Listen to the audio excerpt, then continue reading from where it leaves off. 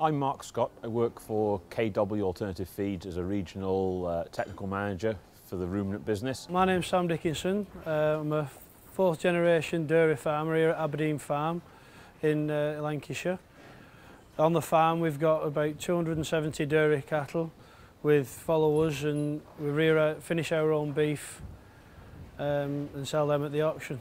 With Sam, I come here on a monthly basis, look at the cows, take silage samples, interpret silage samples, make adjustments to rations as necessary.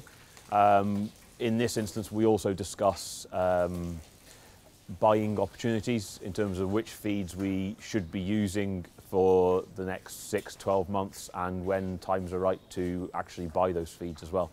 Well, with Mark, he comes here on a monthly basis. If we're having any problems, he comes to try and iron small problems out before they become big problems. He advises on more than just the nutritional advice. He'll also advise us when we're putting buildings up and stuff like that, because he's got a lot of knowledge with visiting other farms and seeing what works and what happens on other farms.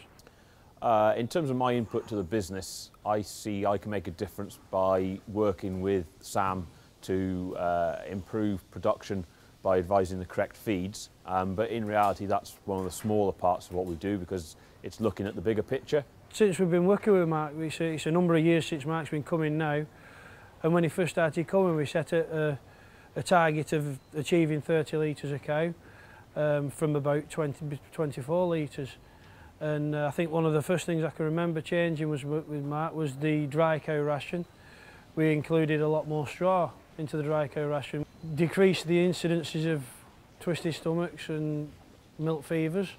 Since we did that, then you've got less of a stress as the cows calve, so then the milk started to rise. I think what I do is massively important for farmers, because I cover a massive area of England, Wales and Scotland, so I see an awful lot of examples of how things work and don't work. I then can feed that back to the farmer, give them good practical advice. Well, over the last 3 years we've increased yields from around about 7,500 litres to around about 9.5, and if the cows keep milking as they are at present, we could get closer to 10. The AIC Feed Advisors Register, I think, is something that's long overdue in the livestock side of the industry. For years there's been basis and facts training for arable advisors, and I think that really there has to be something in place on the livestock side so that people are qualified to give advice. I think the Feed Advisory Register is valuable not just to the farmer but to the nutritionist as well. I think that there's a lot of trust and financial reliability on the nutritionist, as well as health and welfare of the cattle as well. So I think you need to have something that shows they're qualified and they can do what they say they can do when they first come onto the farm, to gain that trust with the farmer. Not only because of the financial implications for the farmer, but also that it gives more weight to the people who are fully qualified, and they deserve to be recognised for that, rather than anybody could just turn up and give advice on a farm.